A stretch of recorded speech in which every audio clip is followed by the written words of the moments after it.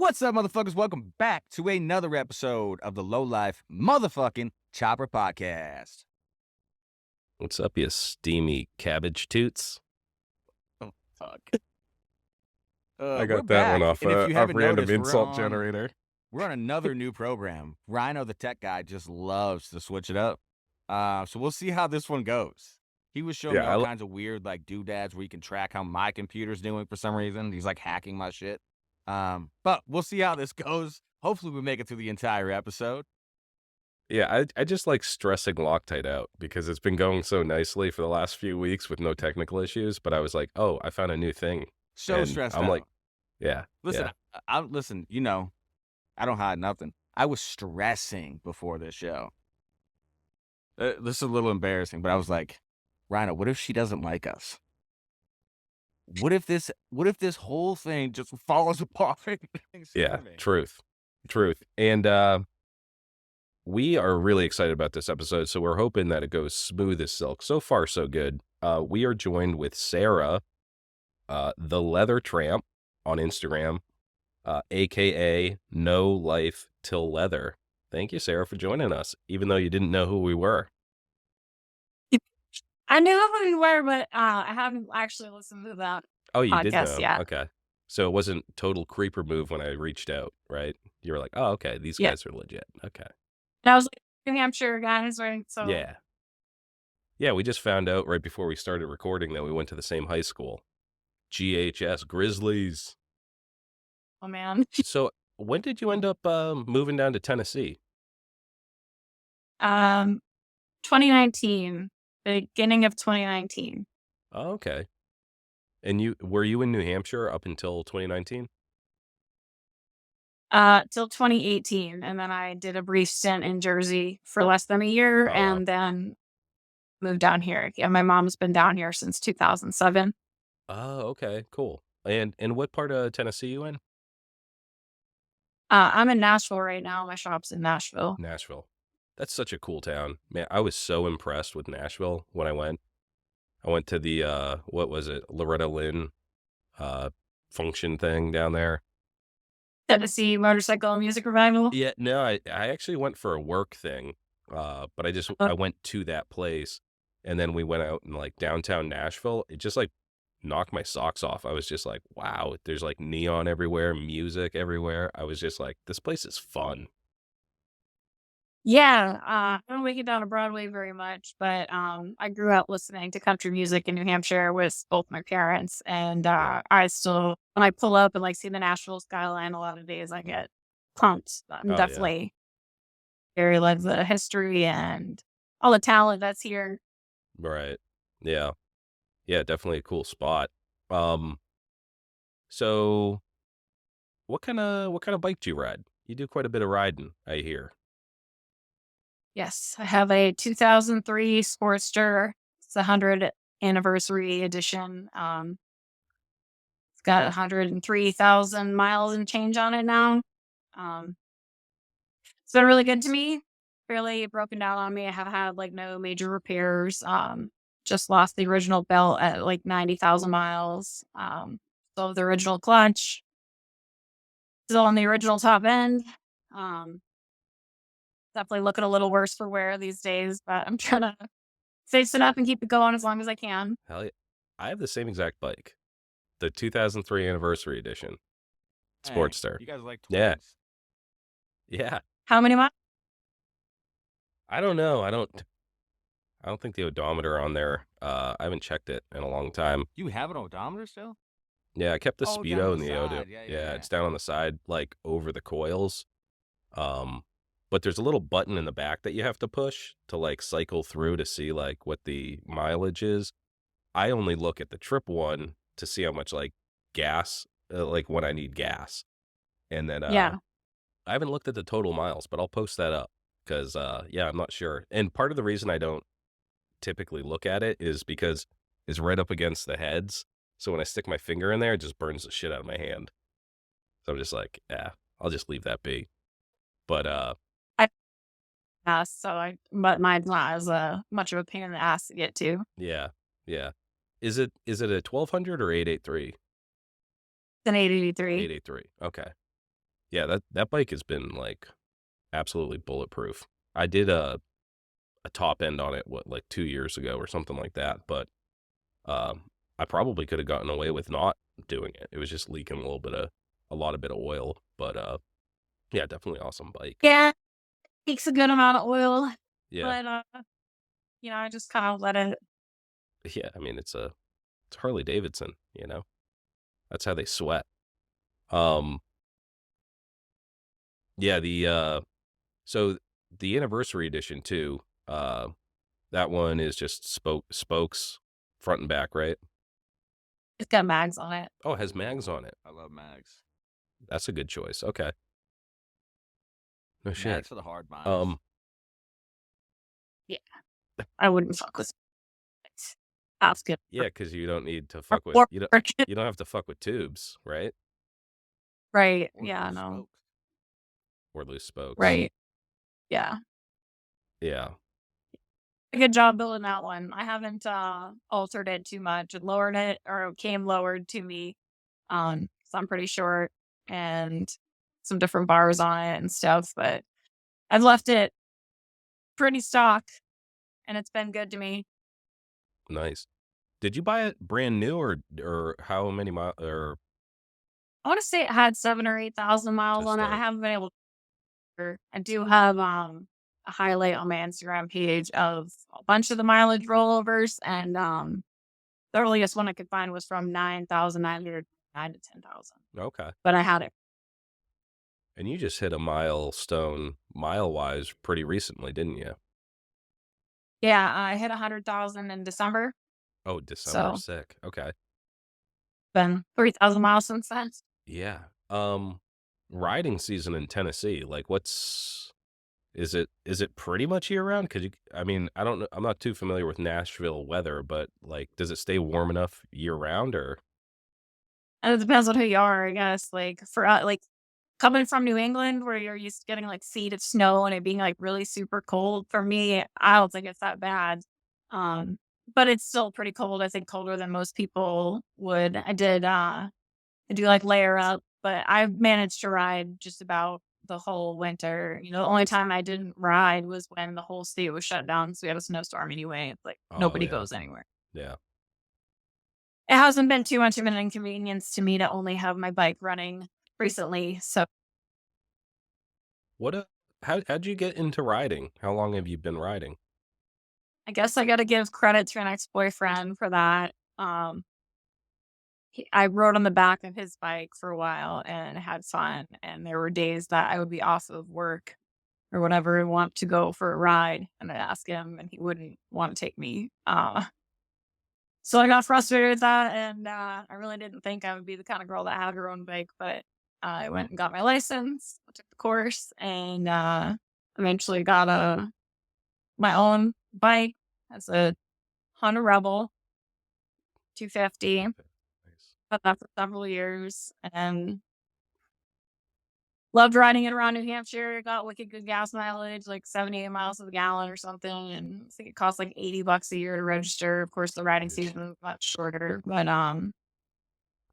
yeah, that's how I got into it. Nice. Yeah. How's the riding course in New Hampshire? Is it like a tough thing to get through? Like I actually never did it. I didn't think it was hard, and I've told tons of people to go take it. This was back in 2009, I think, or Mm, 10. There, and you just it's like a 2-day thing, maybe 2.5 day. You went Friday night and took like a class portion of it, and then Saturday and Sunday we spent out on the bikes. Um, mhm. Same 250s and some 125s, and they just had us out on the course practicing. And you save money on your insurance after that too, so it basically pays for itself eventually with the discount. Yeah. And almost everyone was guaranteed. Like it's pretty hard to not pass. Mm. Uh, Rather than if you go just try to take the test instead of the course, you could pay the money and fail the test, and I have to go back and pay to take it again. Where I think they're great. I think it's important everybody do that. You hear all the time people say, "My friend's gonna teach me in the parking lot or whatever," but you just can't promise that they're gonna cover everything that somebody needs to know. Uh, I hate to see people do that and then miss telling someone something, and then a new rider gets hurt because their friend didn't tell them everything they need to know. Right. Um, so yeah, I fully support anyone that ever tells me that they want to ride. I tell them to go in their local course and take it. Yeah, I took mine in Rhode Island, and it was the same thing. You did like a day of paperwork, and then you did a day on the bikes. Oh, damn. And the instructor on the day, like when on the first day, he's like, "There's going to be people that don't pass this course," and I was like, "Like why?" And he's like, "You'll see tomorrow when we go out on the bikes." And there was like this lady, and she must have been like 4'9". Like she could barely. We had like there were a bunch of like 250s, and she could barely like touch the ground on these like rebels, and she looked like, oh man, I felt so bad for her. She did not look like she should be interested in riding motorcycles at all. But she was like really having trouble just like keeping it up and keeping it straight.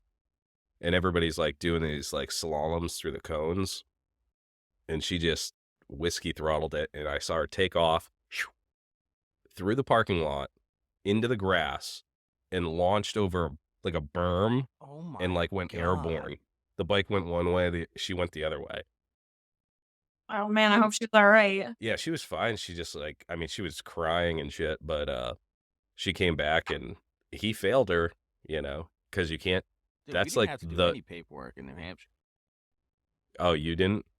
No, you just like show up and sign your name and then go out to the road course. Okay. I took Through mine on a through like the 50cc DMV. scooter. Yeah. I took Yeah, mine on a maybe it's different. 50cc scooter, dude. Me and my cousin both did the same day. We're the only ones to pass out of 12 people. 50cc scooter. Wow. Yeah, we failed one part because like there's a part with like the box and you have to hit 40 miles an hour and then stop in the box, and the scooter, the scooter couldn't hit 40. Oh yeah, dude. A 50cc scooter with a dude on it? That's Yeah, not going it 50. was awesome. Jeez.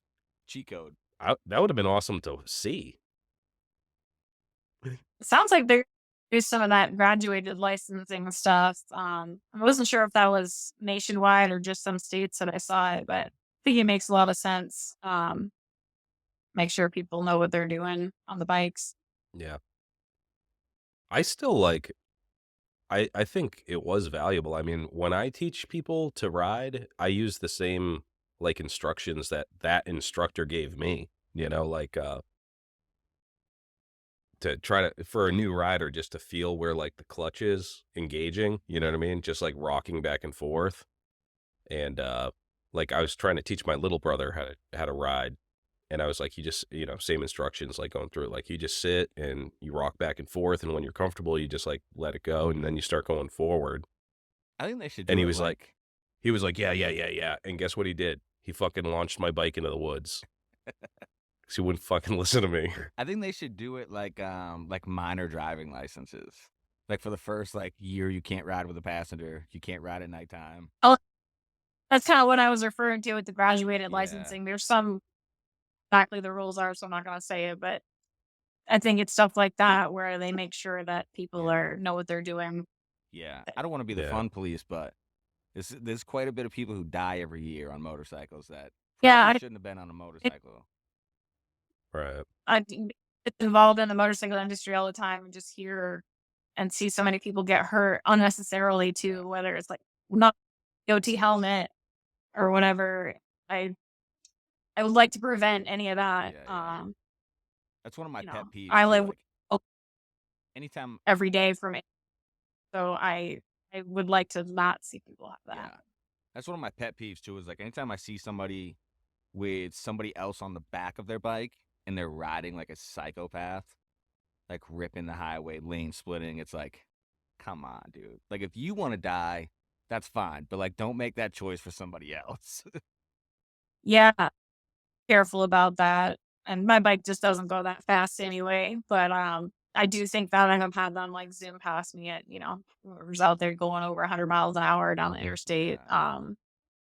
You look and you go to change lanes and we're there 1 second, and then I would hate to get hit by one of them. Yeah. Thankfully, they have thus far. Yeah. Yeah. I mean, riding a bike it's one of those things like you actually have to learn how to ride over the course of a long time by actually doing it. Because I look back at like when I first started, I couldn't corner, like I didn't know the hand signals. I didn't know like stopping power and shit like that. But the more you ride, the better you get at it, riding on different terrain, things like that, just Yeah. like, prepare First, you. uh, I was out the other night in the rain, and some guy said something to me about how it was like barely raining anymore, and I've ridden in horrible storms. So to me, it wasn't anything. Just like pretty risky, here tonight. And I'm like, this guy has no idea how much I ride through this stuff. And it's like anything else. The more you do it, the more experience you get, and the better you are at it. Of course, I guess if you make a big mistake, it'd be bad, but Yeah. I don't know, you gotta do it, good at it or to be confident in it, you just have to, like, expose yourself to it more. Yeah. Um, Yeah, my birthday just passed, so I've officially been riding for 20 years, and I still feel like I suck at it. Oh, shit. I'm still such a defensive rider.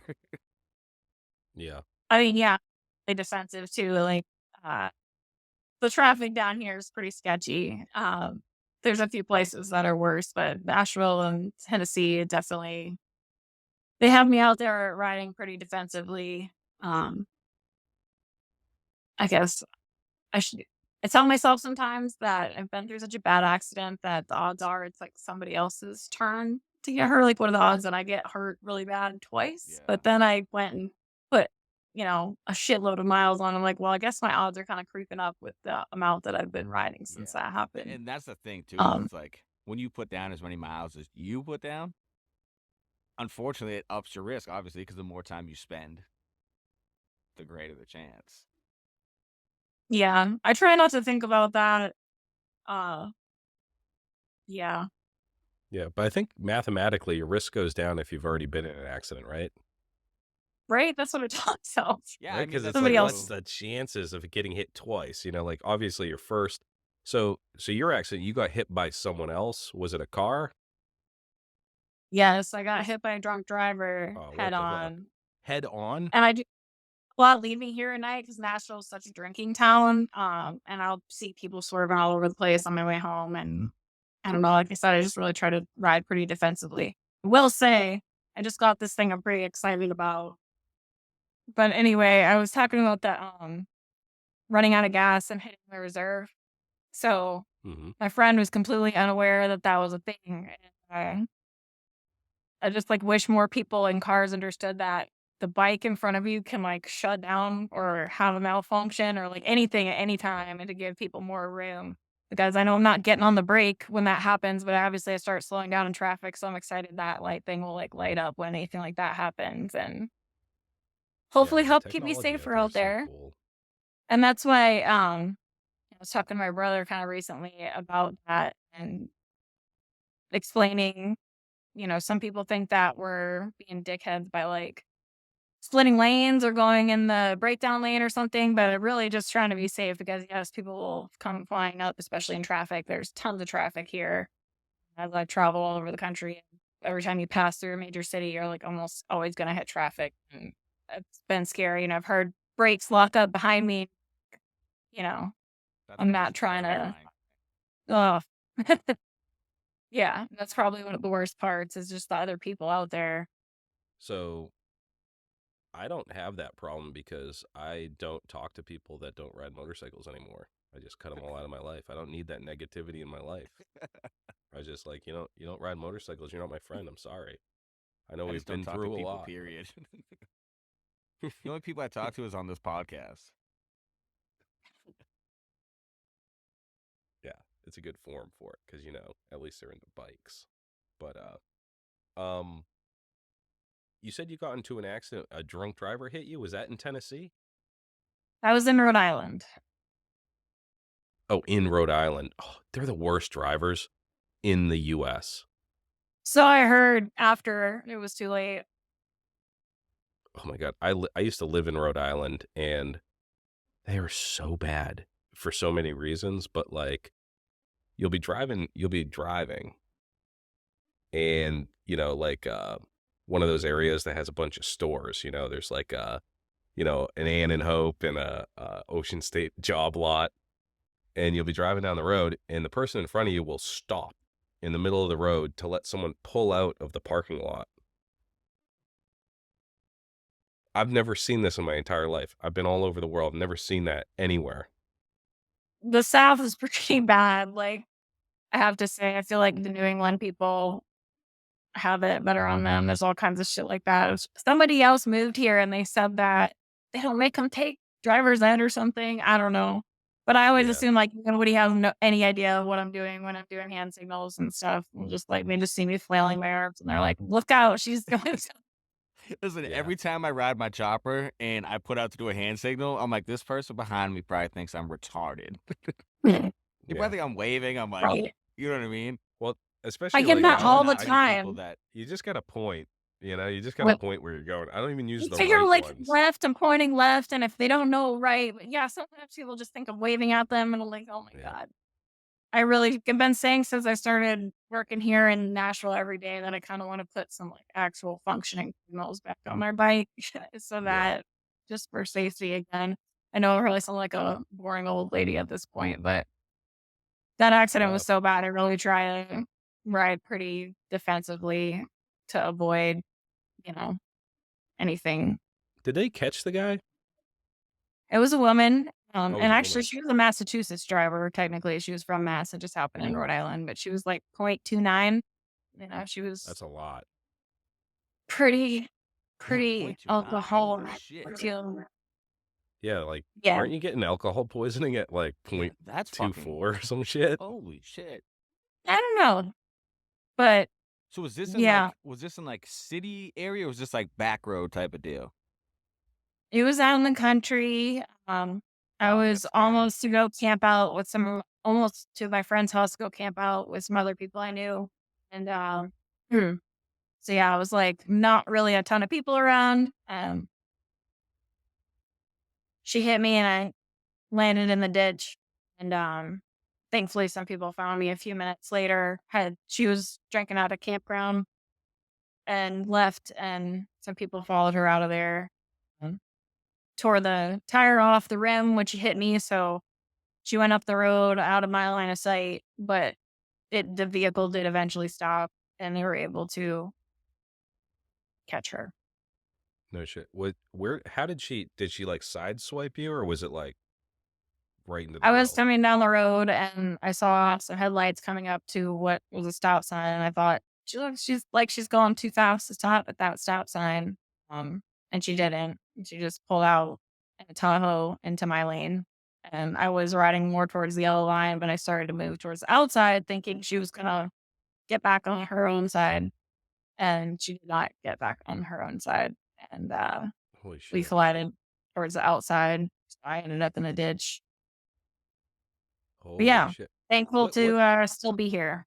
what place in Rhode Island? What city, town?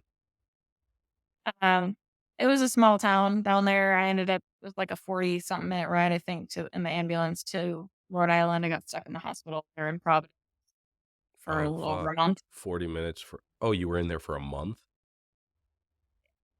Holy shit. Did you have, was it I guess, was it head trauma? Or I mean, you were wearing a helmet and all that?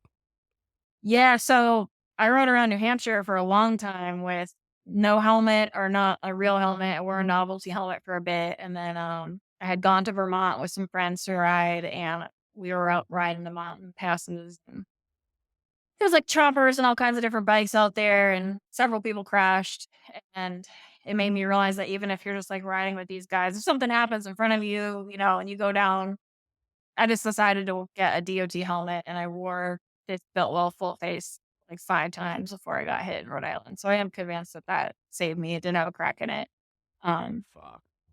so no didn't really have any head damage, but I shattered my elbow, broke my shoulder, my hip, my femur in 2 spots, my foot, a few of those bones got shattered, and a really big, they call it degloved. I got a really big wound on my thigh, like, going down to my calf Oh, Oh, Jesus. that was tore open, so, yeah, I've got a rod in my femur now, um, some screws in my shoulder and stuff. Wow. What's it like getting back on a bike after that? Yeah, I was just gonna say, like, how long was that before you were back on a bike? It happened in August of 2015, and I think I got back on a bike in March of 2016. I went and bought a used bike.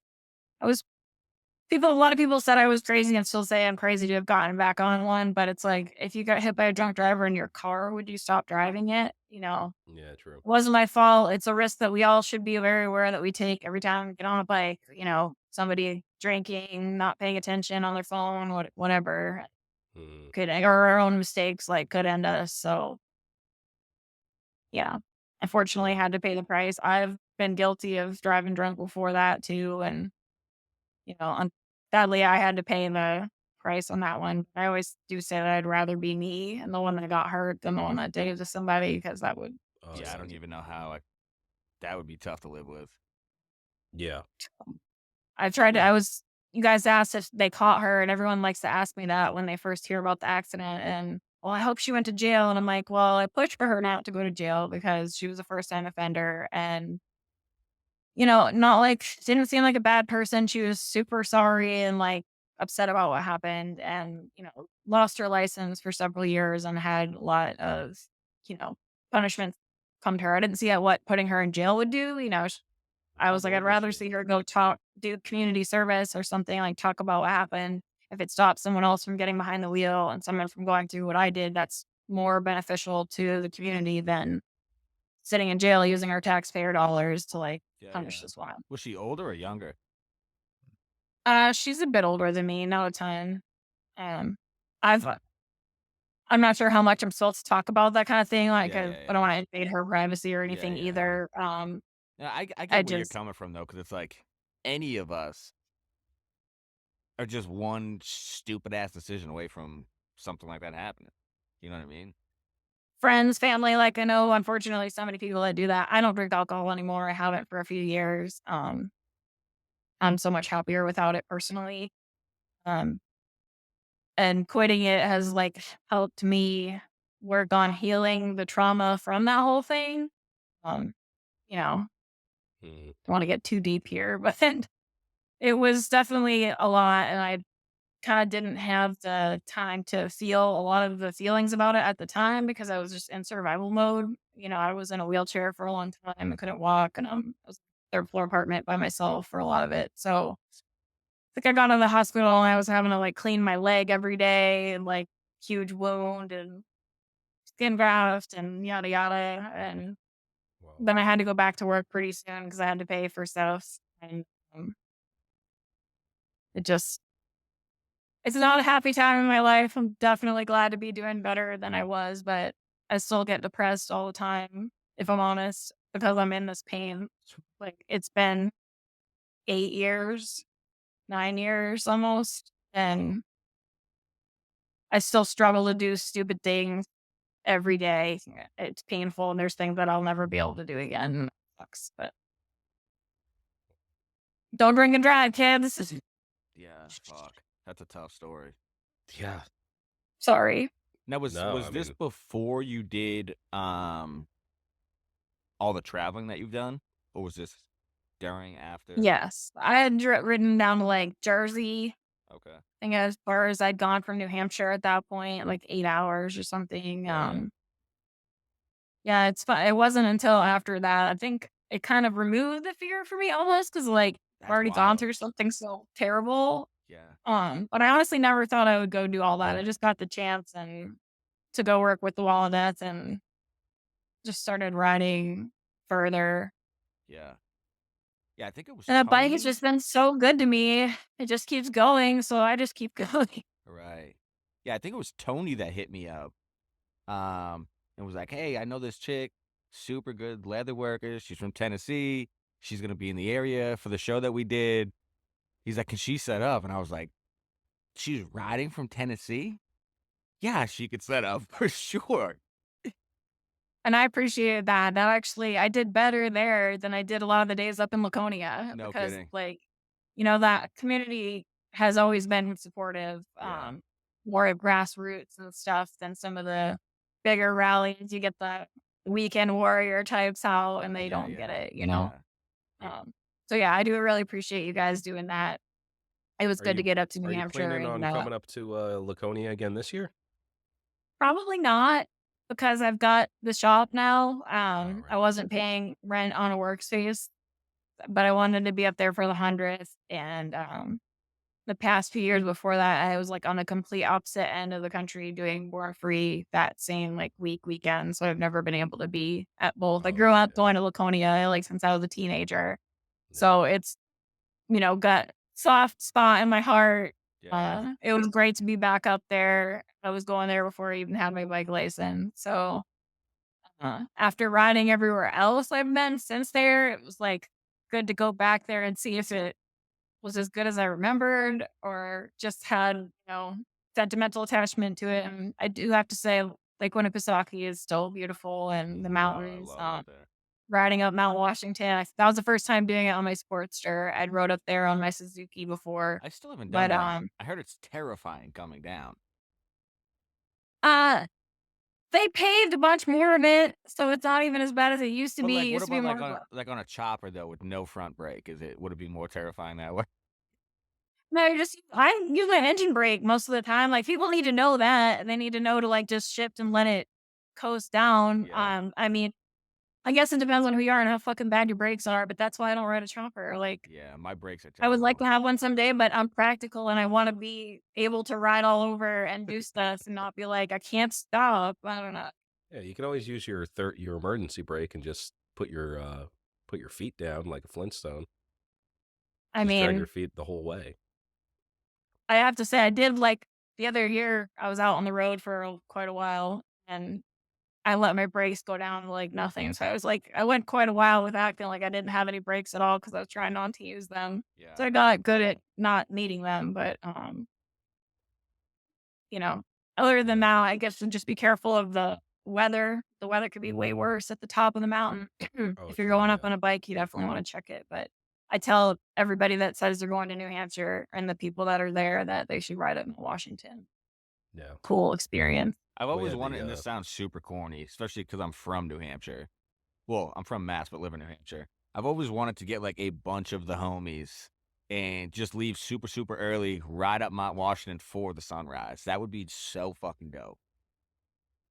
I would that'd be It would tough. definitely be colder at that time. It's always, like, coldest in the morning at right before sunrise, but, sunset, I would, like, I would do probably a be more sunset. Yeah, but then inclined you to got to check ride out. down in the dark. Yeah. Okay. Well, I yeah, got I would shitty rather brakes and ride down shitty in the dark. headlights.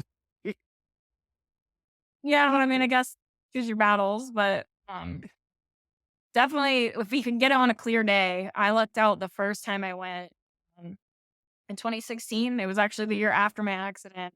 It was a beautiful day, and I was at work at a garage in Manchester, and, I mentioned to my boss that the ride of the sky was happening, that the weather looked perfect. I really wanted to do it, and, she let me leave early and go up there. I think I caught, like, the hill climb in the afternoon, and then I went and camped for the night, and I got up early, and I rode up Mount Washington by myself. I definitely had to pull over because I was crying because I was so thankful to still be alive and able to do it, and the view Oh, was wow. beautiful. Like, I got out there and you could see so far, and I hadn't traveled all around like I have now, so it was really one of the most beautiful views I've ever seen, and, I didn't even have that great of weather this past time. It was, like, rainy and clouds barely broke enough for me to see much of anything, so I appreciate it that much more now.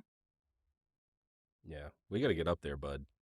We'll Yeah. figure out the light situation, either sun up or sun down. It's the There's a windiest place place on earth. I don't know if you guys do a lot of tent camping or not, but there was a place I ended up staying because it was raining for a couple days up the street, a cabin. Guy does, like, rock climbing or adventure climbing or something, but he had a basement. It was on Airbnb, I think. Ton of bunks, and it was, like, $40, and there was a couple showers and, fireplace and stuff up top. It was perfect for me. I felt like I lucked out, and then I was able to get up early. I went and rode up the mountain without all of my camping gear and everything strapped Mm. onto it, did my thing, and came back and strapped up my stuff in the area. Oh, no shit. Oh yeah, that's a hot tip. I'm definitely going up Mount Washington this year, Let's and do it. definitely, I want to stay in Laconia for 101 I've never somewhere. done that. I've never done it I either. always get sick of Laconia super fast. It's mostly because Nah. I just despise humans, I think. I'm just more of like low key. I want to be like just with a couple buddies. That's it. It Yeah, was but it's good for cool. me to experience again because it had been so long, but since I Yeah. don't drink anymore, it was definitely, like, a way different experience. Yeah. And it's Oh, way tamer now. Like I remember going with my dad in like the 90s and I was like, this place is wild. Or maybe it's just because I was a kid. I don't know. But it seemed a lot yeah, crazier I back think then. that I think I It used was to think it was more crazier. wild until I, like, traveled and went to more places, and now I'm just like, it Yeah. You're like, doesn't seem this that is, crazy to me. yeah. But the riding all around there, like you were saying, it's hard to beat that riding for sure. Yeah, from there, there's such cool rides out, so you don't have to just stick around and I buy don't know. the Everybody always t-shirts. comes and they ride the Kank, and I'm like, that's probably like, I mean, it's a good ride, but that's one of the least like on my list of good places to ride in New Hampshire. Like any one of the notches is better than the Kank. I was happy to get some miles in up there. It wasn't great weather, but I hadn't ridden the Kank in years, so it's one of those, like, try to compare it to the Tail of the Dragon or some of the Yeah, other yeah, roads that are popular, and I'm like, "Yeah, it's fun." yeah. And I found if you ride the Kank backwards, so if you ride towards Conway, it's way better that way. I could see that. Yeah, that whole area. I think that's the best place on earth. Is like the White Mountains in New Hampshire. Yeah. Like the best Well, I don't know about riding. the best place on earth, but it's the best place around To here for me, sure. it's just like in the summertime. Yeah, yeah. I'm not a big ski guy, but in the summertime, go up to the White Mountains, dude. There's nothing more beautiful if you're I into gotta nature and say, shit. ever since I started going to Sturgis, I really love the Black Hills. Like, if Oh I had yeah, to choose between one or the other, I definitely would be going out to the Sturgis. I've never been out to Oh, Sturgis. there's some beautiful roads out there too, the mountains, and I like the history. Like, not that New Hampshire doesn't have cool history, but I guess it's just like home is familiar or whatever. I don't Right, know. right. There's all sort of cowboy history and stuff out there, and I dig that. Well, what year did you go to Sturgis, or have you gone multiple times? I had I first rode out there in 2018, and then in 2020 I was working at a body shop here during the pandemic. So I don't even it didn't happen, or it happened, but it wasn't very big. But I went in 2021, 2022, and 2023. I worked Oh out wow. there doing some different stuff. Um, had some art pieces that I made for various art shows out there. I taught some leather workshops with the Jesse Combs Foundation. Um, got to put my Oh tools shit. in other people's hands and teach them. And I've worked with the Wall of Death out there. No shit. Jesse Combs, so that organization, is that like something that she was doing while she was alive, or is it posthumous, like in her honor or something? It's a little both, I guess. What I should say is I did the workshops with Real Deal Revolution, which is sponsored by the Jesse Combs Foundation. That was started up posthumously, but Jesse and Teresa started Real Deal Revolution, which is doing the workshops at events where Jesse would teach welding workshops, and Teresa did pinstriping, where she does those now. Um, she has continued it on since Jesse's been gone and had different women come through and teach various different things. They'll have like auto or bike 101, or they'll teach girls, checking their oil and stuff like that. Obviously, I do the leather work. I mean, make a bracelet or a key fob. Um, but yeah, I really love what they're doing with that and helping a lot of people in both genders, but helping women overcome the intimidation of some of the more male dominated things, or traditionally male dominated. Right. Yeah, that was a real loss. I remember she did a children's book. What is that thing called? She did a children's book Sure. about choppers. It's fucking awesome. About I think After it choppers? was. checking. Do you have that one? Mm-mm. What? Oh yeah, I'm gonna look it up No, because sounds amazing. yeah, I think it's like Jesse and the Chopper Boys or something. Sounds gangs. Combs children's book. So when did the leather working come into your life? Like when did you grab that passion? I think it was 2010 or 11. There was some bike shows. The Ice Magazine did a party on Friday night at the Baseball Tavern in Boston. And then there was like a ride up to Laconia, and there was camping in Laconia, and there was a bike show at Acme Choppers. And Chop Ahead had some of their bikes out there. And James Fortin's bike was out there. And they all had a bunch of wicked cool tool leather seats that were done by him. And for whatever reason, they really caught me. I was like amazed by the artwork and thought it was just so cool. And I got to actually talk to him there. And then the next weekend, I was at the Hollis Flea Market out there in New Hampshire, which I've been going to since I was a kid. And I got this thing that I saw there. This kit from the 60s. It was missing tools, but it was pretty cool. It like opens up like a saloon doors. Oh, that's rootin' tootin'. Holy moly. They've got a bunch of the fuck? Some of the kit things are still in there, but anyway, it felt like one of those nudges from the universe or whatever. And I bought it, and it inspired me to get some used tools and give it a shot. No way. So that thing in and of itself is cool that you still have it and it's in really good shape. So it's like gonna be a family heirloom one day. Just to go back real quick, it's Joey and the Chopper Boys. I'm gonna Joey and the Chopper. Yeah, Joey and the Chopper Boys. Yeah, it's a fucking cool book. I'll post a link to it in show notes, because if you're a father and you have kids, you want your daughter to get into chopping bikes or whatever, get this book. That's the one. Yeah, my daughter actually loves it. So.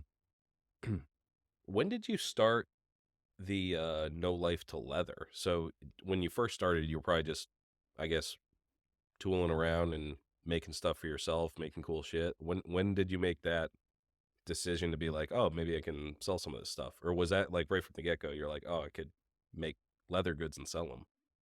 No, so I got the kit, and like I said, it was missing the tools. I got some tools, and then that Christmas, I think, or maybe one after that, I asked for some for my boyfriend at the time for Christmas. He like asked me what I wanted. I said, I need some of the tools I'm missing to do this. And I guess he like bid on 2 lots on eBay. I got an assortment of things.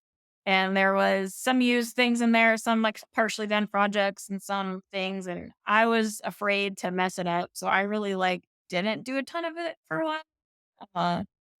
But eventually I got over the fear of messing stuff up, and started making things, and I gifted things to people for a bit. I didn't really make much for myself. And then my friend Amanda, who is also from New Hampshire, she makes a lot of really cool handbags and stuff. Leather.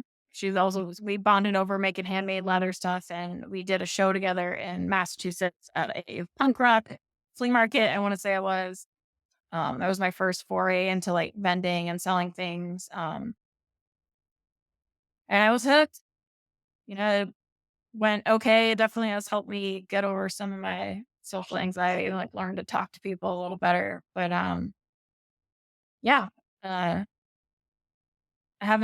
did it on the side for a long time. Like I had a full-time job, and I would do it on my lunch breaks, nights, weekends, and be hauling off somewhere to vend at a show. And that transitioned after years of doing sales online and doing lots of markets. I'm finally in this spot. This is not convinced that I want to do the whole like retail part of it. It's definitely a lot of talking and not selling as much stuff as I would like. I kind of would rather just make stuff and stock it in other stores and have them deal with the customers. Then I can just be efficient and make stuff. That's kind of where I'm going, hoping to go anyway. But right now, I'm just trying to get the rent paid. So, do you do like most of your sales is like while you're traveling on the road, or is it mostly through like Instagram or on an online store? I definitely haven't been able to do a ton of it on the road. It it's hard I can't, like, ship it. It's harder for me to do that. It's easier for me to print things and carry the shipping supplies and all that. If I did it on the road, I would be selling it in person. I have done some of that. I've done a little bit of all of it. I've made it on the road. I have shipped it from the road. It's just a pain in the ass. And I'm doing a bit of on sales and a bit of in person stuff and just Yeah. trying to figure out what works. So are you full time with it right now? I am, and I'm Oh, like 7 days a week. I'm uh, here. It's open on Saturday and Sunday and busier on these days. So if I'm gonna take a day to not be here because I have to do something, I try to do it on a Tuesday or Wednesday. But I'm doing something related to the business every day of the week. Trying to. so so that's why, like, did you go full time before you got the spot, or did you go full time and then like got the spot at the same time and go, I'm going full time? Yeah, I've been on and off the last few years with doing this full time. I've gone on stints where I worked for the Wall of Death for several months at a time, and this would definitely take a back burner to that. Especially there were times I didn't bring my tools and stuff with me. Mhm. There were times I still did pack a little toolbox and brought it with me on the road when it's really hard to get stuff done and travel and do what I was doing.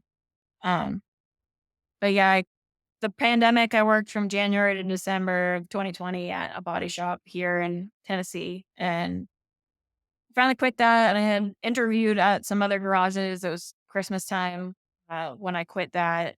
So I was selling my leather stuff to pay the bills while I looked for something better. Mhm. And I interviewed at a few places and I was like, none of it was really feeling like a good fit. And I wanted to try to make it work with the leather stuff because a lot of reasons really, but the freedom of it all. Like I said, I work a lot, but the time freedom, the location freedom, wearing what I want to, I think about this all the time was justification to why I'm here working every day. It's like I get to listen to what I want on the radio. Free to go work an event when I want to. Um, Just a whole lot of it. And like I said earlier, it's been a healing experience for me, especially since I quit drinking and stuff. Like to be able to work on the art, I've been able to process a lot of the feelings about all that stuff and just work on myself as a human. Mhm. That's awesome. Um, what kind of stuff do you like make? Like, what's your? I've seen you make all sorts of stuff, like from signs to fucking skateboard decks to like Yeah, that keychains Rat and Fink stuff. skate deck is That's fucking insane. amazing. So Who got that? Thanks. What is that for? Who got that? Um, yeah, good call. I should plug that. Gnarly magazine and the Flying Piston benefits.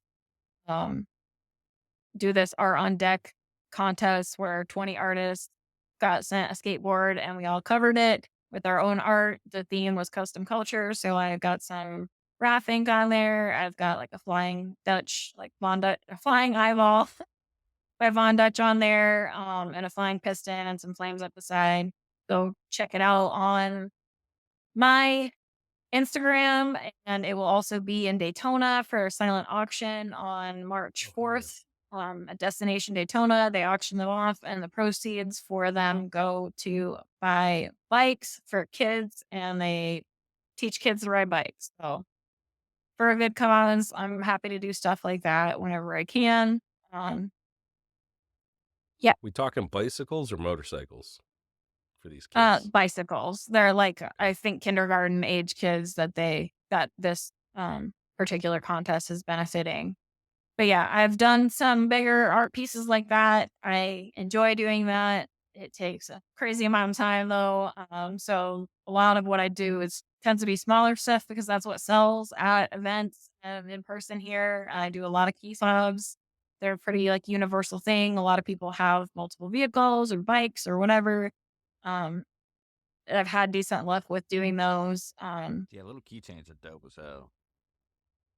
It's like, and it's traveled well on the bike. when I go places, I'm hoping to make it down to Daytona, and I probably will end up packing up like I did last year, packing up a bunch of it onto the bike and bringing it down there and popping up where I can, to try to sell stuff and pay for the trip. Mm-hmm. The belt buckles are also super fucking cool. Thanks. Yeah, Those I'm are hoping to really get cool. a batch of those done. How long does something like that take? I would assume that takes longer, right? I get asked so much. People come in the shop every day and ask me, "How long does this take?" And it's really hard to do that, to tell someone that. And I always say it's like a multi-day process where I'll tool something. So I've got wet the leather in order to tool it. And then ideally I let it dry for an entire day before I'm painting on it or anything.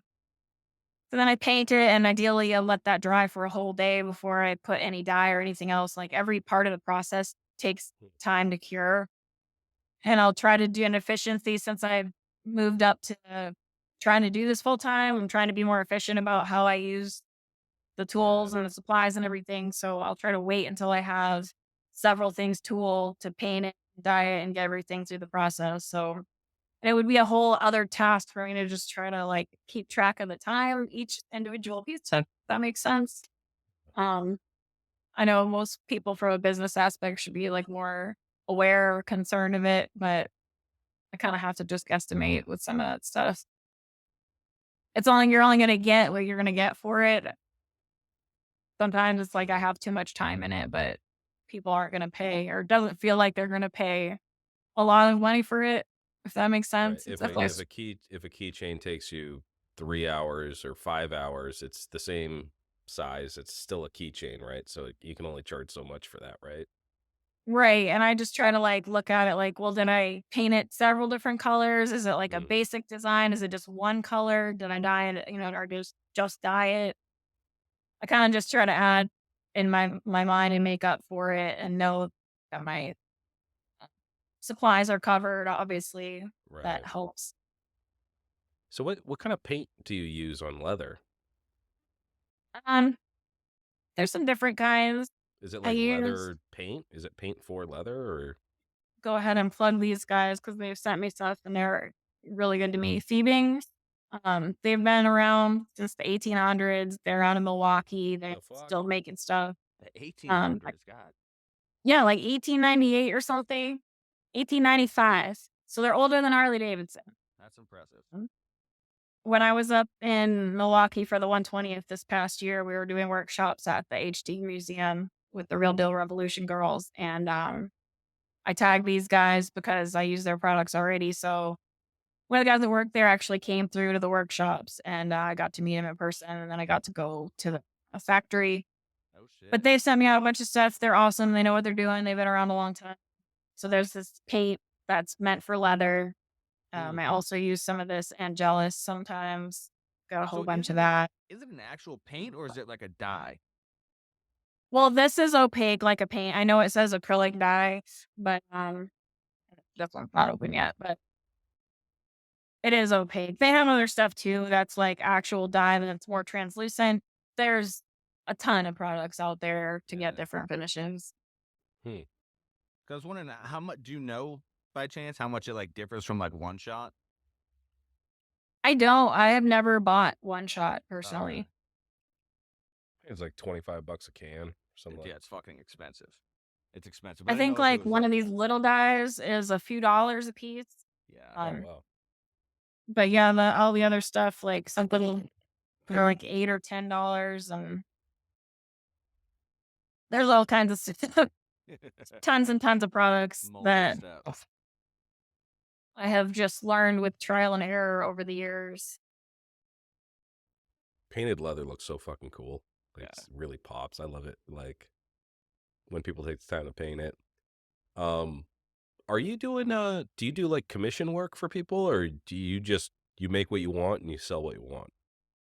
Ideally, I'm making what I want, I'm selling what I want Mhm. because the commission work has just been the biggest headache and hard time for me.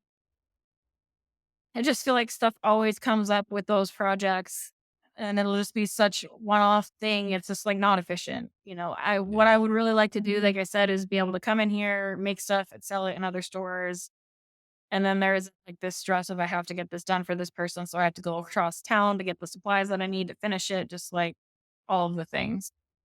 Uh, it's my least favorite thing, but sometimes it pays the bills. Sometimes I have to agree to it because I've got to make something happen, and that's the business there. But I feel like every time I try to set a time limit on it or whatever, like some crazy thing comes up, like we have a week-long storm that, everything's shut down for. I don't know. No, ideally, I don't wanna do that. I don't wanna do that anymore. I would love to get a place that I don't ever have to take on a custom order again, and I just make what I wanna make. That's what I love Yeah. about the raffles. I've kinda jumped on that train here and there recently. Oh, no So shit. if I can make a bigger piece that I'm excited about, that I could put more time into, and then via the raffle, I can get the money that it's worth and not have to sit around and wait for someone to buy it. Everyone else gets a chance to win. Instead of working out okay to help me be able to bite the bullet on doing a bigger piece and not have to sit and wait for the money to come back. What if you had a customer where money was no object and there was no time limit and you can make whatever you wanted? Would you commission that piece? I mean, somebody was just gonna pay me to make whatever I wanted. Yeah. I mean, I would love to see a day that that happens. I don't Well, know. I'd That like you sounds to commission a piece of work for the Low Life Chopper podcast here. Money is no object. Take as long as you Damn. want and do whatever you want. And we're oh, going to do a man. giveaway with it. Cool. Yeah. Oh, So we'll also, talk. We're Yeah. twinsies. I'm also planning. I've been waiting all winter for them to properly install heat in here.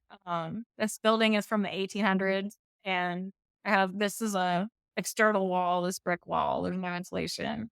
I've got a ancient window. I'm sure it's probably not from the 1800s, but it's drafty as all hell and not good.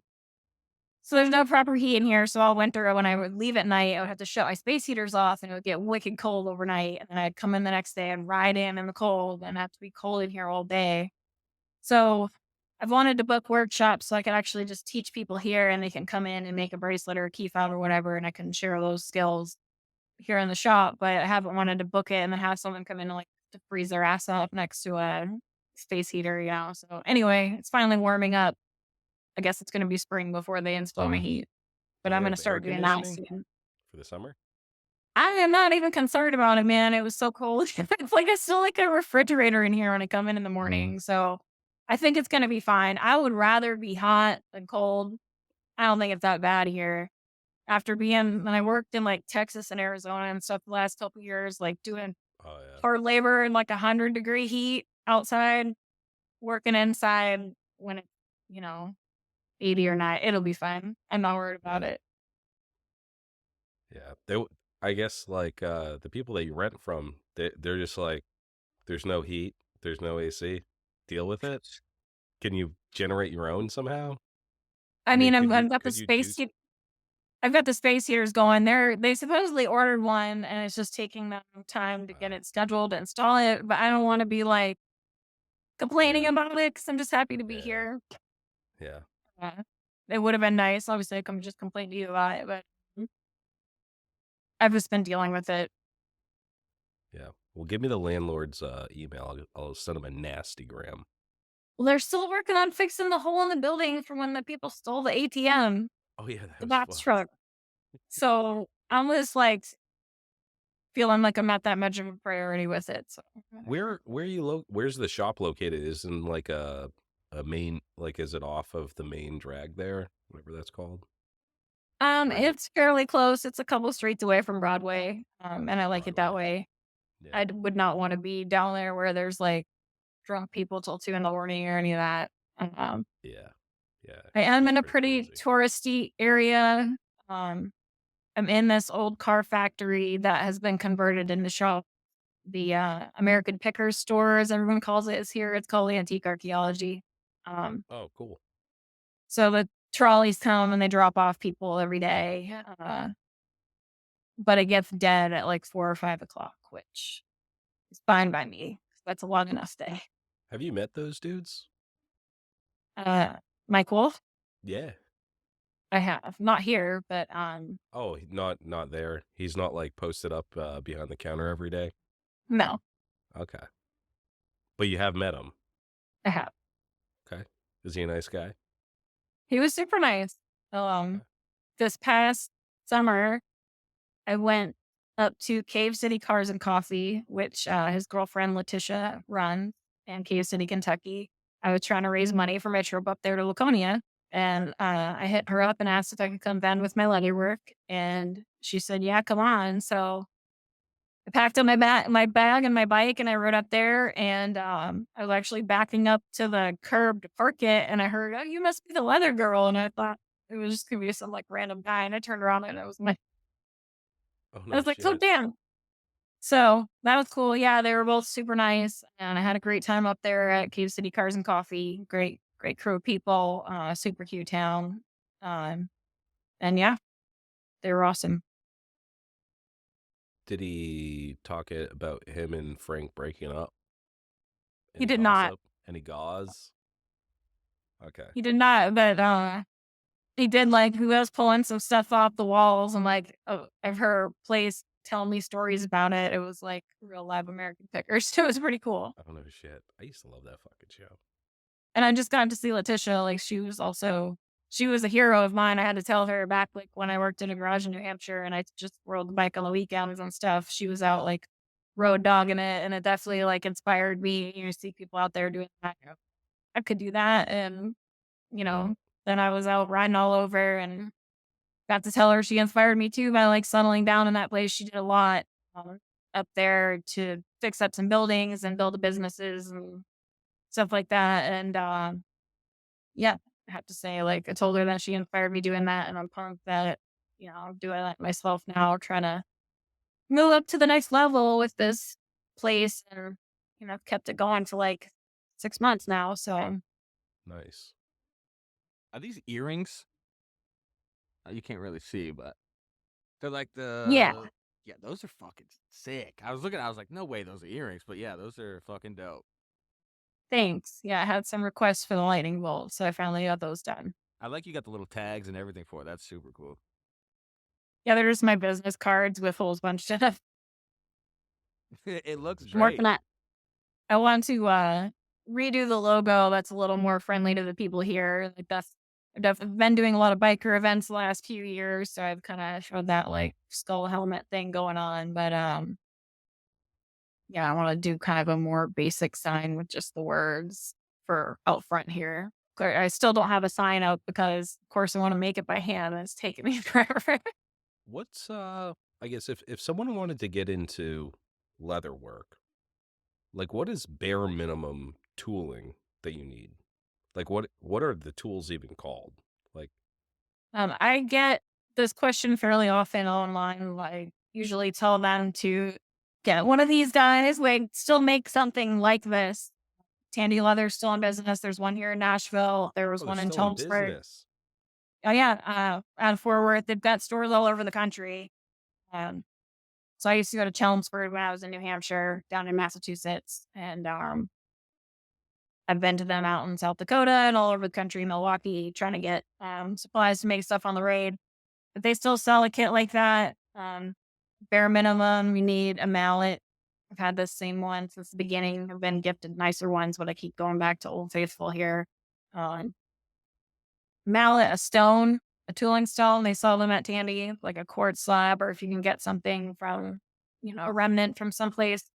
For years, I tried to like not do that. I didn't have anyone properly teach me. I was just like trying to figure it out on my own. And I tried to make things with just these like poundo boards that came in one of these kits or lots of tools that I got. So what's the I stone finally bought the for? stone, and it made so much of a difference. It was just like What one is of it those things for? that you're like, why the fuck did I do anything with this? What do you use What the do you stone use it for? for? Is it like Yeah. The stretching or? stone needs to be under the leather so that it has a good, you know, it helps the leather absorb the force. Ah, You know, okay. if it was soft, it like moves with it, so you don't get as good of Like a an piece of indent wood or in something, the right? leather. Like the wood But yeah, like still, yeah.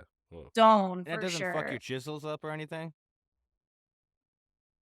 You're Or not whatever trying they're to go called. through the leather. So part of learning to do leather work and what I teach people in the workshop is that, you know, you want to get used to how hard you want to hit it, and you want to stay consistent. If you're doing, you know, a stamp along the edges, you want it to look right. You got to try to hit it the same amount of hardness, but get it too hard, you could go Mm. through the leather center. If you don't hit it hard enough, you won't get a good impression. Hmm.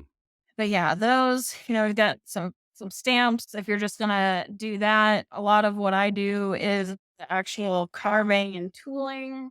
Um, I don't see a tool knife here because I just packed a bunch of the stuff to bring it home for work on to get that skateboard done. So everything is not in its usual place right now. But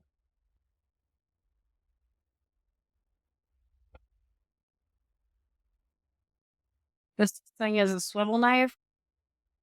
So you put your finger up in here, and then you kind of use it like a pencil, I've drag it seen those along. motherfuckers before and didn't even know what it was. I was like, oh, that's a weird tool.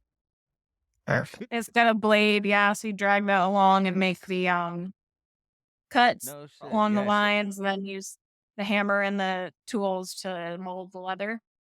So that's strictly for cutting then. Because I seen you using that when you did the rat fink thing, right? Yes. Yeah. Okay, so that's cutting the leather. No shit. Yes. So hand carved and hand tooled, hand Are you painted. when you get a piece of leather, do you draw your design on it first and then go in with the tools? Yeah. So I've got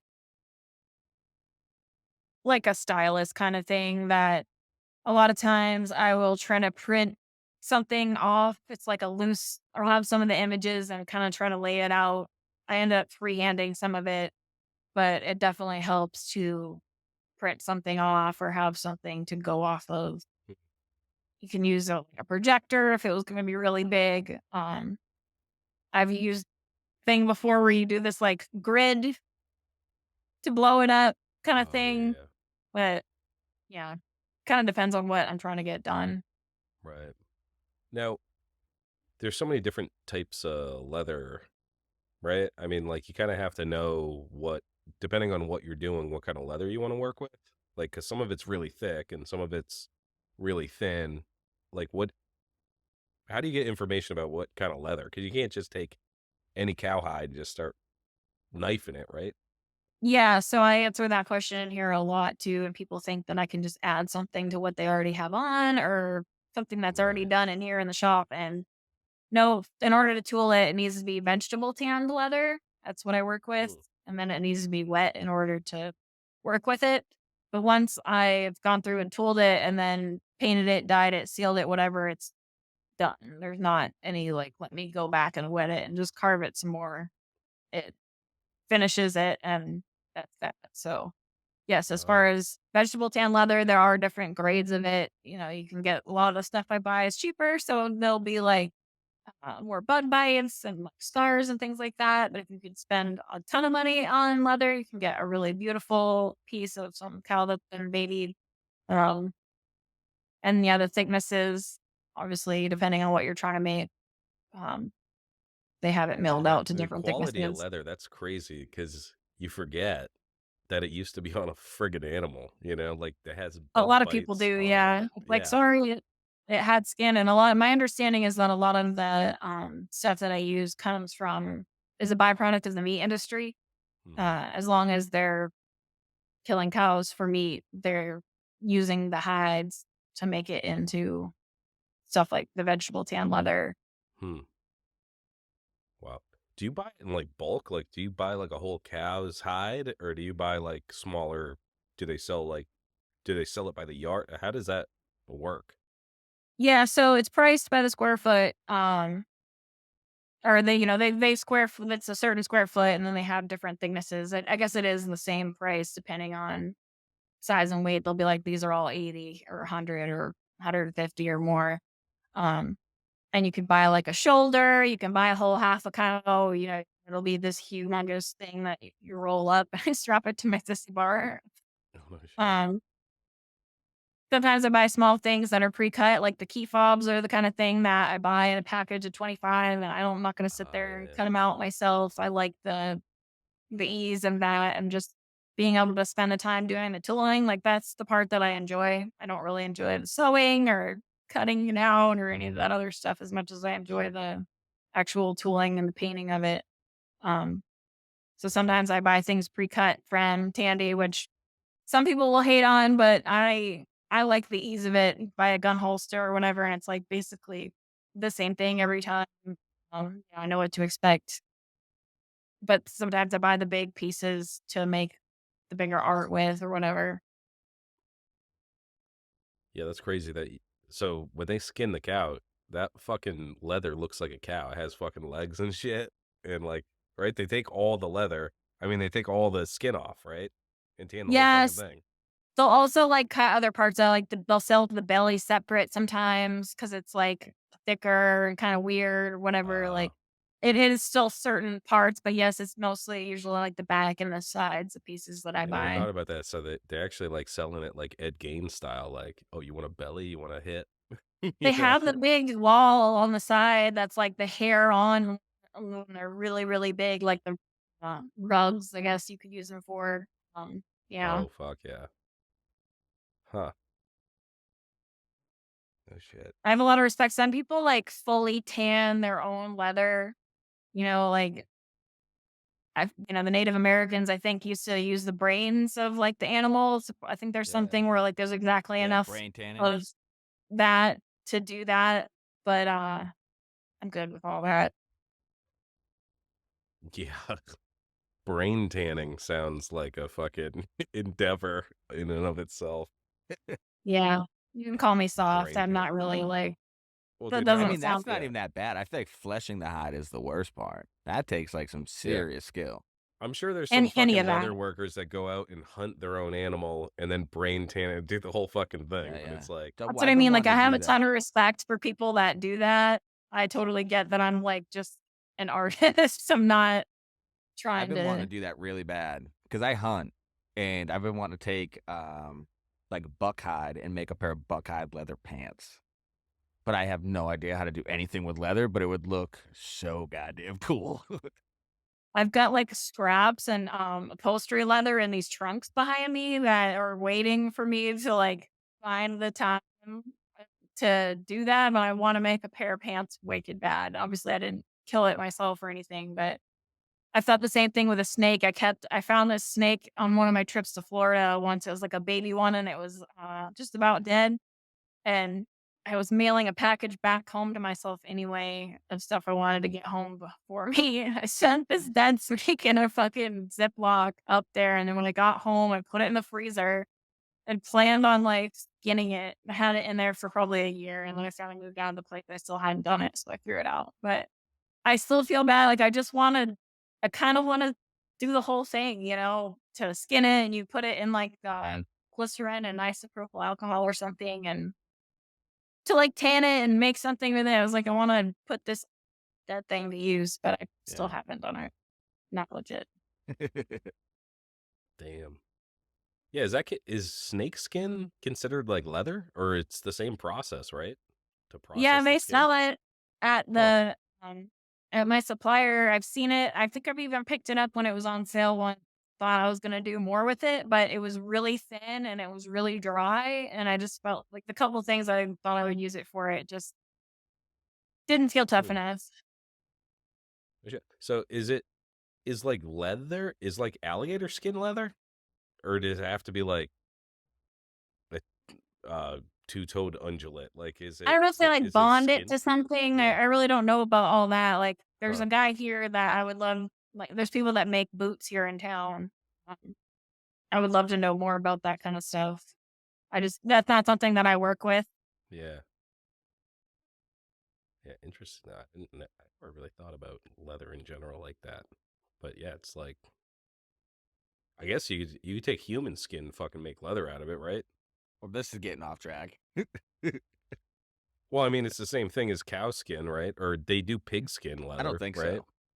They do I do pig kinda skin think leather. about, like, tattoo like, the similarities between what I do and tattoo artists, like, we're both working with skin. It's like once you fuck it up, it's fucked up. Like, I Yeah. kinda have to give it some people with, like, metalworking or woodworking, I see them like, "Oh, I can just grind that off and start over." I was like, "I can't do that. If I mess up on the skin, it's messed up." Um, but not as bad as, like, a tattoo artist where somebody has to live with it for the rest of their lives. It's like mine just ends up in a drawer or in the trash. Right. Yeah, that's wild though. It really gets me like the little bug bites. It's like you can see minor imperfections, like a bug biting you, like in the leather itself. So is there like I guess a quality index or something that they use with leather? Like, is it like a grading? Like this is grade A leather, grade B because it has some bug bites in it. Yeah, there may be like an actual grading system like that. I'm not even super familiar with it. The Yeah. supplier that I get it from just calls it different things like economy or Oh yeah. Herman Oak is like a certain brand that's really well known for being good quality. Um, I'm not sure about the grade if it's like letters or whatever, though I haven't really had to get into that. Yeah.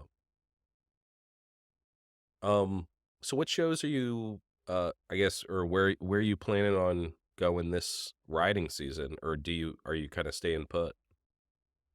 I don't know. I'm definitely it's that time of year where I'm itching to get back out on the road. But having the workshop for the first time, I don't wanna lose it. I like being here, so I'm gonna do what I can. I'm hoping to make it to Daytona. I'm not sure if I'm going to. That and my bike, I was really hell bent on getting it to 100K for a while. And since then, I mean, it's been really good to me, but I'm not gonna lie, I'm nervous about taking it further. I've had, like, more major issues the last few times I did. Um, but I'm also trying to get some stuff fixed on it. I've been working on it. Um, I'm gonna try to get it to one of those local dealers here to look at it too and, see about that. But anyway, hopefully Daytona, I would like to make it there. And I probably will be sticking here more this year, sticking around this area. Um, I would love to get out to Sturgis again this year, but we'll see. I'm gonna do what I can. Would this be your have you been to Daytona before? I has. Okay.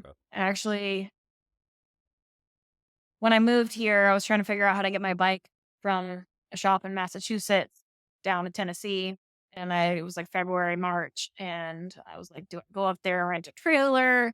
I realized Daytona was coming and I was like, oh, there's tons of people that are hauling down from up there. I can just pay a few $100s and get it shipped to Daytona.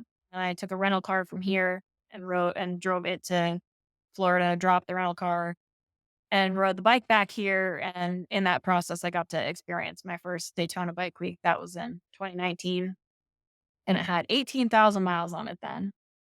And so I've been there a few times since then. I've gone to work with the Wall of Death and sell my leather stuff and whatnot. I like it a lot.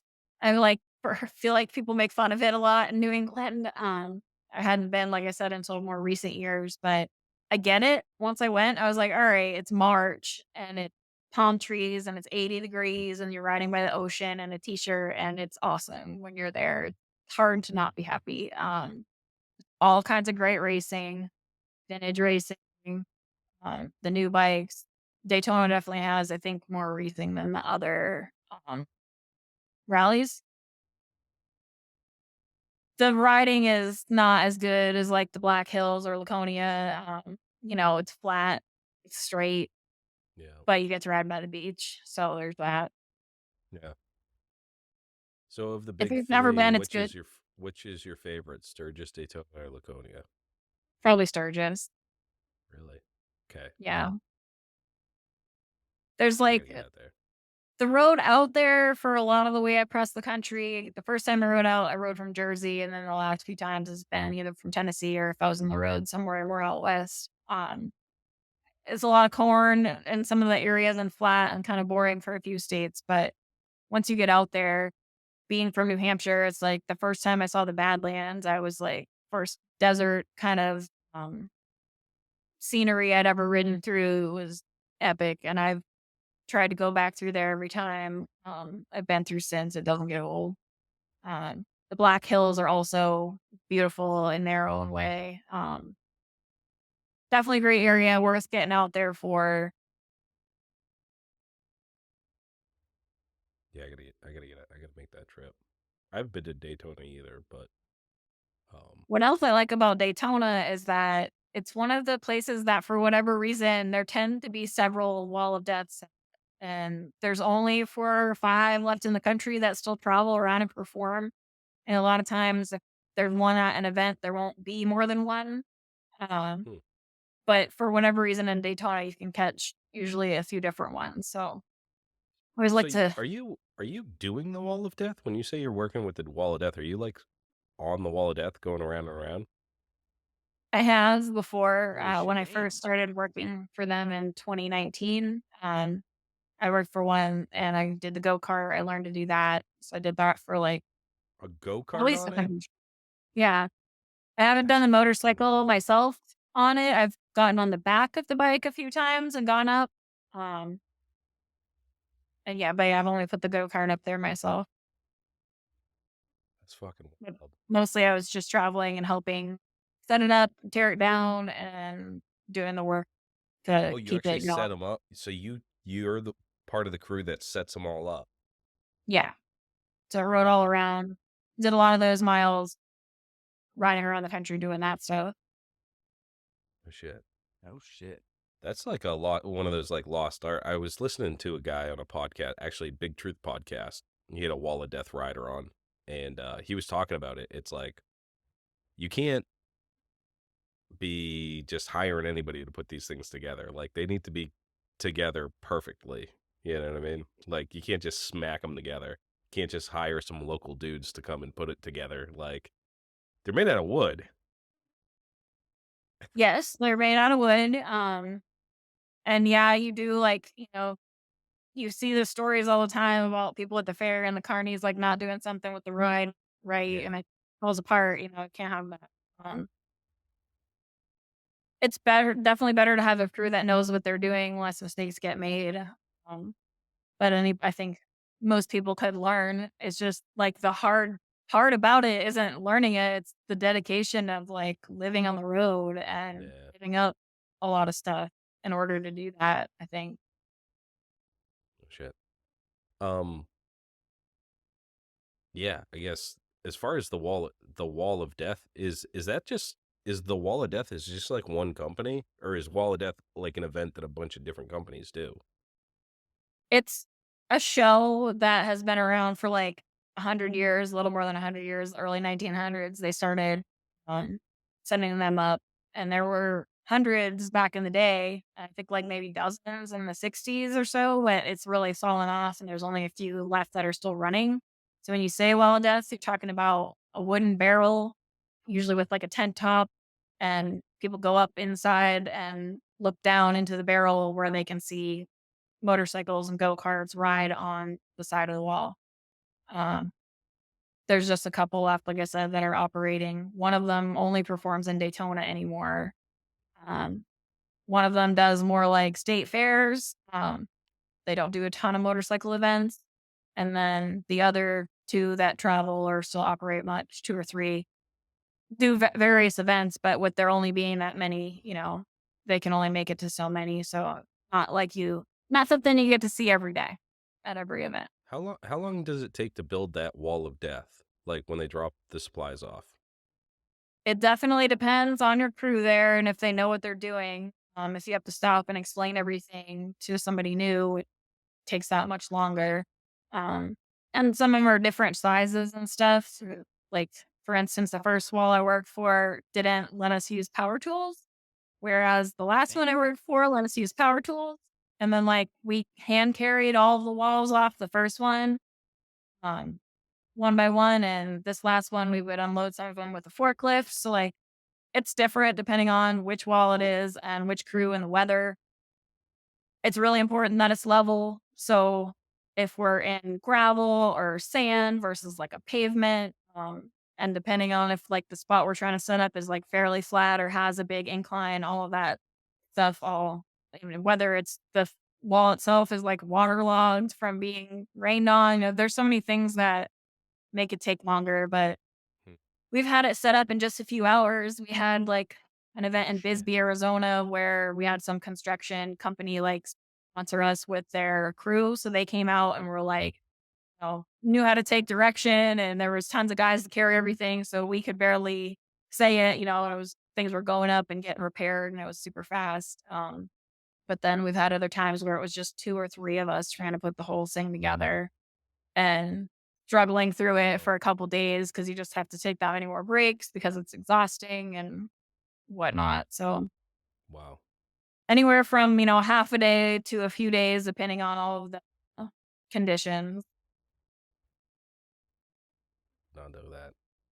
I didn't know it was It's people going crazy, up but to it's that many worth it days. though. It's like they're like to keep it going. For me, I've done a lot of work for not a lot of pay, but seeing people smile and get excited about it, I don't know, it just something did something for me every time I saw it. It still does. I still get excited. A little kid. Uh, Yeah, and I haven't seen a show in like 5 or 6 months, so I'm gonna catch one here in Daytona. yeah, yeah. That's cool. That's like one of those. I don't know. It's only a matter of time before there's no walls to death, or maybe someone will keep it We're going trying to on keep it forever. alive, and I tell everyone that I listens to me talk about it like this, like, please go see it. If you see one in your area, please go support it. Let's like try to keep it alive. And a lot of people say, "Oh, I saw it on the internet, but I didn't know what it was," or it was so different to finally see it Yeah, in person. And I tell them, yeah, you have to get out there and like actually feel the building move and smell a two stroke and like really get to experience it. It's not much like it. It's not something you can get through the phone. And Right. these days, that's saying something. yeah. Are those wall of death riders? Are they like normal people, or are they absolute psychopaths? Ah, debatable. Well, I think it takes a certain kind of person for sure. I've heard people say that before. It's like a alpha type person or something. It's not somebody that's afraid to take risks. That's getting out there and riding it. Yeah. Um, I guess have you are they, I mean they're pretty skilled riders. Have you seen any accidents in the wall of death, or they know exactly what they're doing and I sure I mean, I've seen them. Yes, the first oh yeah. wall I worked for, I saw all three of those guys crash. Oh Um, fuck. at various times for various reasons. Sometimes it's just the bike. You can be as a great rider, but the mechanical failure or whatever. I've seen it be both that and somebody's just actual human error. Um, Oh, the people that I work for most recently have been doing it since they were young kids, so they were really good, and I barely saw them have any issues. If they had an issue, they would even just like ride off the wall. Like tire goes out and they just still come back down just fine. Like I didn't see him get hurt or anything, knock on wood. Like I've not seen anyone get yeah. horribly injured in there. Yeah. Now there's people inside the wall too, right? Because I've seen like video of people like inside filming them going around. Yeah, we stand in the middle for the show and occasionally we have like some guests in there too. Yeah. Oh, Um, that must be but the fucking show is insane. really from the top. We always tell Yeah. people that they think it's cool to be inside, but like the experience Better up top, huh? is cool up top, and I experience that when I can too. Yeah. Oh, that's so cool. I guess yeah. I didn't know you worked on the Wall of Death. I've seen you. I saw some pictures of you at the Wall of Death, but that's fucking gnarly. How do you get involved with the Wall of Death? You just have to know a guy. Kind of like, Yeah. you see some of the old Wall of Death business cards from back in the day, and a lot of them say, by appointment or chance or something like that. It worked out for me that I went to Daytona that time to pick up my bike, and I was down there just hanging out with friends at the races and stuff, and, one of my friends was working at the Wall of Death there, and I went and had some other people I knew there and hung out with them for a couple days and just enjoyed the show and stuff, and then I loaded my bike back up and was like, "Alright, I'm going back to Nashville," and, rode back to Nashville, and a few months later, I got a call from one of them saying, "We need a go-kart rider, and we think you'd be a good fit if you wanna give it a try." And I was already headed up to Jersey to go to Strange Days, from Tennessee and go race and do that event because 'cause I'd been doing it for several years in a row, and they were working in Jersey at the time, so I was like, "I'll come up early, I'll help you guys set up." I'll go do my weekend thing in Jersey, and then I'll come back and help you guys tear down, and I'll see if I can hack it because it's a lot of work, and see if it works out for both of us. And they ended up inviting me to do the rest of the season with them. So I was out from like the 4th of July to Halloween that year. Got back end of October, and then the pandemic happened, and I worked here that whole time. And then at the beginning of 2021, I went back to Daytona, and I got to work with the Ives brothers, who I've been helping out the last couple years. Um, and again, that was just like my other friend that got me out working on the first wall, kick and wing. Started working for those guys and invited me out, and yeah, they're Wow. the first wall I worked for was very traditional Wall of Death show. They had a lot of like rules that they stuck to. And the Ives brothers are definitely stereotype breakers in that respect. They like blasting music in there. And I had first seen their Wall of Death in 2016 in Laconia. And it was definitely super cool to like go down there, work with them, and then spend the last couple years. I spent a lot of time setting up and tearing down that Wall of Death, and it's been an experience, and I'm grateful to them Wow. for that. Definitely been a trip. No shit. Loctite, we should get a Wall of Death for the Low Life Lowdown. What do you say? I don't know if the VFW is going to has the approve that. insurance cover that. I do have They like didn't want us to have dogs at the show. it would be cool to have one someday of my own. I can't say I haven't dreamt of that. It's definitely got to have its own whole headache of things to manage about it. But yeah, I mean, I just don't think there's enough of them. They can't be everywhere, and I'm just not much of a woodworker.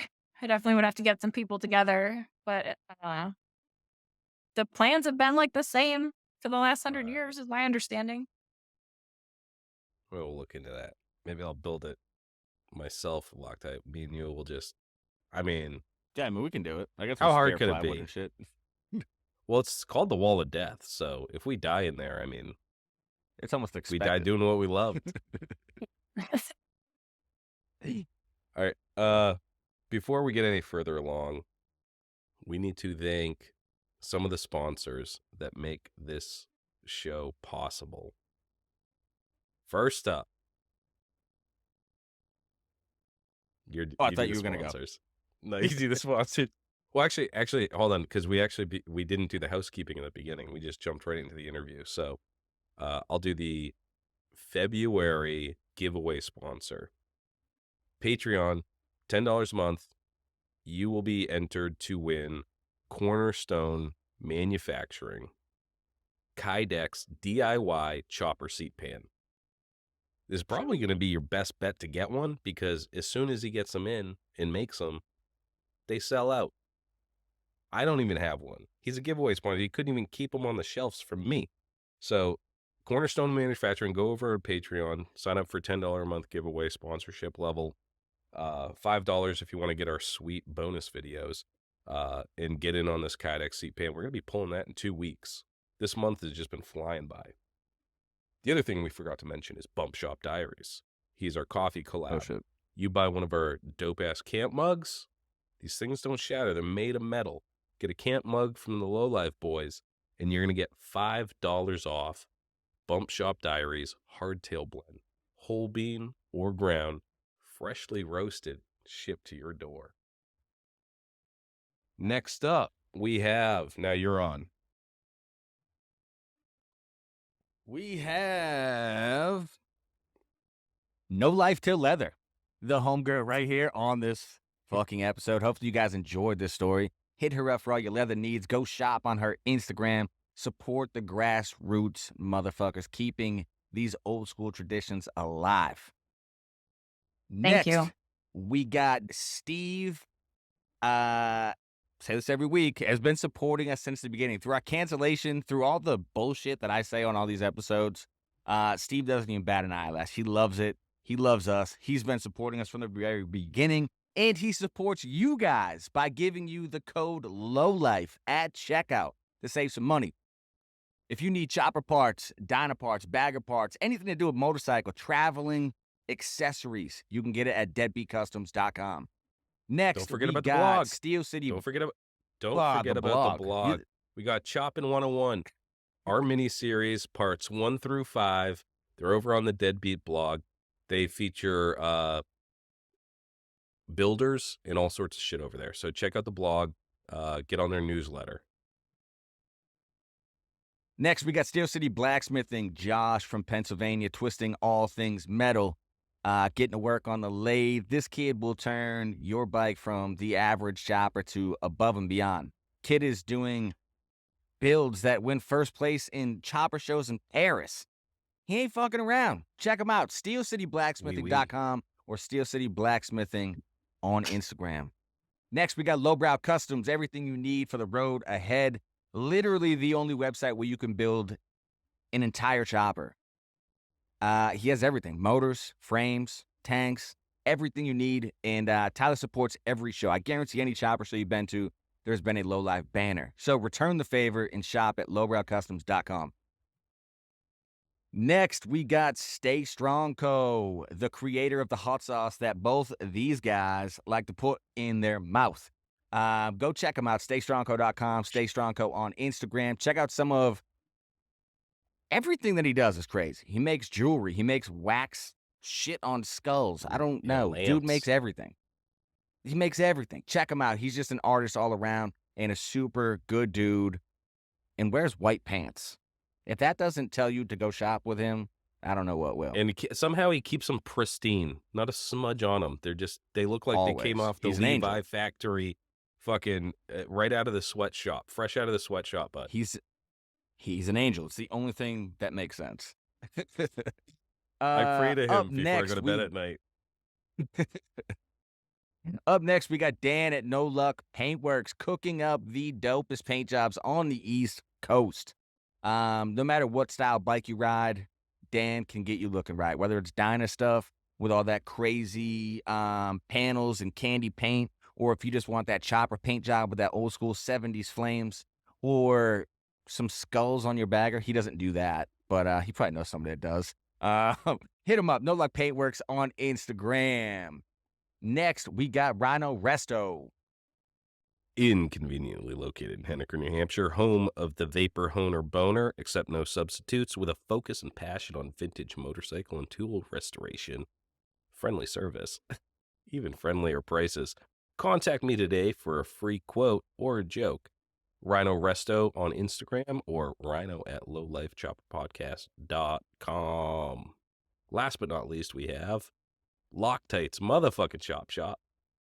Conveniently located in Epping, New Hampshire. For all of your pinstriping needs, hit me up. Whether you just want a custom garage sign, you want me to paint a skate deck, or pinstripe your entire fucking bike, we can make it happen. I got this big-ass garage. Check it out behind me. All this room to do paint. Hit me up, Loctite's Chop Shop on Instagram or Loctite's Chop Shop. Or, no, that's a lie. Loctite at lowlifechopperpodcast.com. And last but not least, this show. Oh, wait. We got the new sponsor, Burnt Up Wood Burning. Oh, shit, I thought you already did that. Yeah, Matt over at Burnt Up Wood Burning. I threw up some pictures of what he does. He does it all freehand, the old-fashioned way. No CNC, no fucking lasers. He does it with the mitts, bro.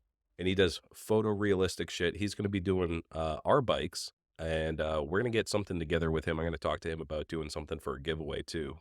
LCP related, of course.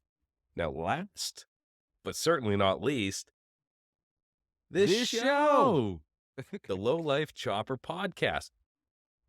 Go open an internet browser and type in www.lowlifechopperpodcast.com. Has all the links to all our socials and our shops. Go buy a camp mug, go buy a tea, go buy something or other. Anytime you buy something from us, it supports the show.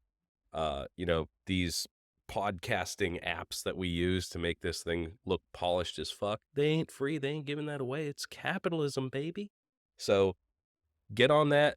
Visit us, get on the Patreon. You know, you can actually join as a free member too, but $5 a month, you're going to get the free bonus episode.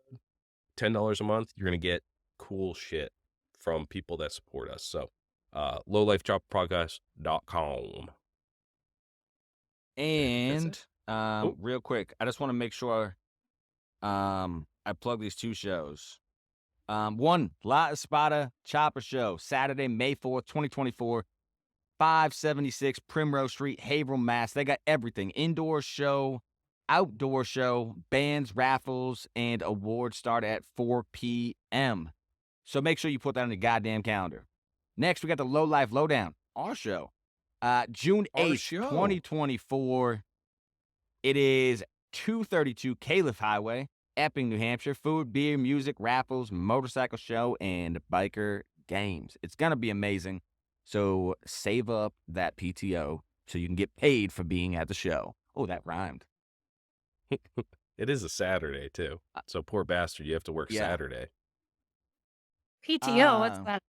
Yeah, I know. This is the first job I've ever had with PTO, and it's amazing. The only thing that sucks is I've never had PTO. So as soon as I get 6 hours or 8 hours or whatever, I'm like, I'm taking a day off. I can't keep it. But then again, one more time, No Life Till Leather. Make sure you check her out. Go follow her on Instagram. Rhino's going to put a picture of her page right here. Hopefully he did that. I'm going to do that. But hey, it was great having you on. The leather work you do is absolutely amazing. It's super cool how many miles you've put down, especially on a sporty. Listen, I am the biggest sporty advocate. I love them. I think that it's the best bike ever made. So it makes it even cooler that you did it on a sporty. And hopefully we'll see you on the road somewhere. Thanks, guys. I appreciate you. And Rhino will put all of her information in the show notes. We'll make it easy for you guys, all right? We're going to make it real easy because we know you fucking assholes are so lazy. You just have to point and click. And you'll just go right to her. We're gonna have her Instagram, okay? We're going to put some pictures up. I'm going to curate a picture for the YouTube thumb. So even if you get confused, just hit me up, Rhino at lowlifechopperpodcast.com. But yeah, Sarah, thank you so much for coming on. Stick around. We're going to end the recording right meow.